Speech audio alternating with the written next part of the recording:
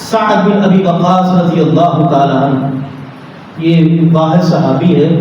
جن کے متعلق رسول اللہ صلی اللہ علیہ وآلہ وسلم نے فرمایا تھا کہ اے سعد تجھ پر میرے ماں باپ قربان۔ سیدنا عمر فاروق رضی اللہ تعالیٰ عنہ کا دور خلافت ہے، ان کو کوفہ کا گورنر بنا کر کے بھیجا گیا، کوفہ جہاں وفا کی امید نہیں کی جا سکتی، وہاں کا گورنر بنا کر کے بھیجا گیا۔ انہوں نے سیدنا عمر فاروق رضی اللہ تعالیٰ عنہ کو ایک شکایت لکھی،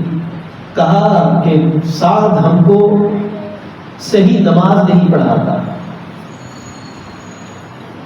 آپ نے سعد کو بلایا، پوچھا سعد کیا معاملہ ہے؟ فرمایا امیر المومنین میں اسی طرح نماز پڑھاتا ہوں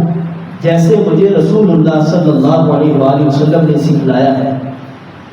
کہا سعد کیسے؟ فرمایا اللہ کے رسول امیر المومنین عشاء کی نماز کی پہلی 2 رکعتوں میں قرات لمبی کرتا ہوں، آخری 2 رکعتوں کو چھوٹا پڑھتا ہوں۔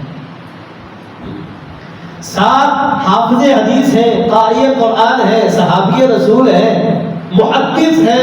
قاضی ہے، گورنر ہے، حکومت ہے، سب کچھ ہے۔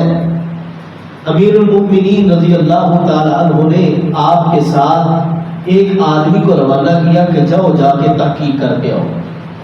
معاملہ کیا ہے۔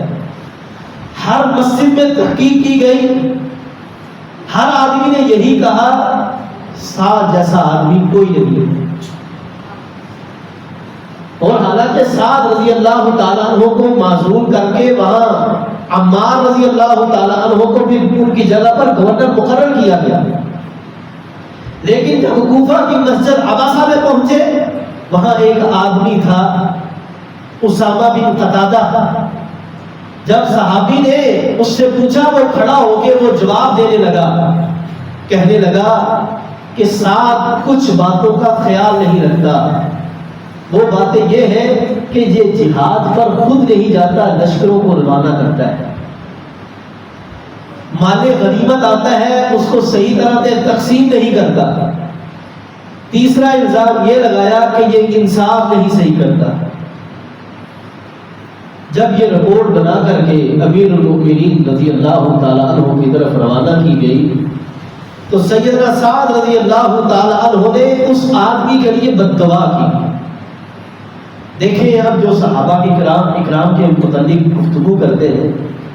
سب و شتم کرتے ہیں، اب صحابی اس کے لیے بد دعا کر رہے ہیں، اللہ تعالیٰ نے اس کو شرف قبولیت کیسے عطا کیا؟ آپ فرماتے ہیں اللہم ان کان عبدک کاذبا، اے اللہ اگر یہ تیرا بندہ جھوٹا ہے، قام ریاء و سمعتا، اور یہ اگر اپنی ریا کے لیے کھڑا ہوا ہے، اپنی نمائش کے لیے کھڑا ہوا ہے، تو اے میرے اللہ فَأَبْدِلْ عُمُرَهُ، اس کی عمر کو لمبا کر دے، وَأَبْدِلْ فَقْرَهُ، اے اللہ اس کے اوپر فقیری کو مسلط کر دے، اور ساتھ فرمایا وَعِرْضُهُ بِالْفِتَنِ، اور اس کو فتنوں کے اندر مبتلا کر دے۔ راوی بیان کرتا ہے کہ یہ وہ آدمی اتنی لمبی عمر پائی اس نے کہ یہ اس کی آنکھوں کے اوپر جو دھبے ہیں یہ اس کی آنکھوں کے اوپر آ گئے تھے، یہ جب یہ کسی کو دیکھتا تو اپنی آنکھوں سے یہ دھبے اٹھا کے پھر دیکھا کرتا تھا۔ اس کے اوپر فقیری چھا گئی اور فتنے ایسے کہ اتنی عمر ہونے کے باوجود راستوں میں کھڑا ہو کے یہ عورتوں کو لڑکیوں کو چھیڑا کرتا تھا۔ یہ وہ لوگ ہیں، یہ بخاری 755 نمبر حدیث ہے۔ صحابہ اکرام رضوان اللہ علیہ مجمعین پر جو تنقید کرتے ہیں، تنقید کرتے ہیں، ان کا حال دیکھیں، پھر مسلم کی حدیث سنیں۔ سیدنا سعید بن زید رضی اللہ تعالیٰ رسول اللہ صلی اللہ علیہ وآلہ وسلم کے صحابی ہیں۔ اس حدیث کو بیان کرنے والے عروہ بن زبیر رضی اللہ تعالیٰ عنہ۔ مروان بن حکم کا دور خلافت ہے، ایک عورت عروہ بن اویس آئی، اس نے آ کر کے سعید بن زید رضی اللہ تعالی عنہ پر زمین کا جھوٹا دعویٰ کیا کہ انہوں نے میری زمین پر قبضہ کر لیا ہے۔ مروان بن حکم نے آپ سے پوچھا بتلائیے، آپ فرماتے ہیں کہ جب سے میں نے نبی صلی اللہ علیہ وآلہ وسلم کی یہ حدیث مبارکہ سنی ہے کہ جس نے ایک بالشت بھی کسی کی ظلم کے ساتھ زمین کو ہتھیایا، کل قیامت کے دن وہ زمین کے ساتھ توق بنا کر کے اسے گلے میں لٹکا دیا جائے۔ اب یہ حدیث سامنے رکھیں، اپنا معاشرہ سامنے رکھیں، آپ کو جتنے یہ مافیات ملیں گے، بڑے بڑے مالدار جگیردار ملیں گے، وڈیرے ملیں گے، انہوں نے لوگوں کی زمینوں پر قبضے کیے ہوئے ہیں، ان کو یہ شرم نہیں آتی، یہ سوچ نہیں آتی کہ کل کو یہی زمینیں ان کے گھروں کے اندر توق بنا کے پہنا دی جائیں۔ آگے مروان بن حکم کی ذہانت دیکھیں، جب سیدنا سعید بن زید نے یہ حدیث سنائی، مروان بن حکم کہتا ہے آپ سے مجھے اور کسی گواہی کی ضرورت نہیں ہے۔ پھر سعید بن زید رضی اللہ تعالیٰ عنہ نے اس عورت کے لیے بد دعا کی،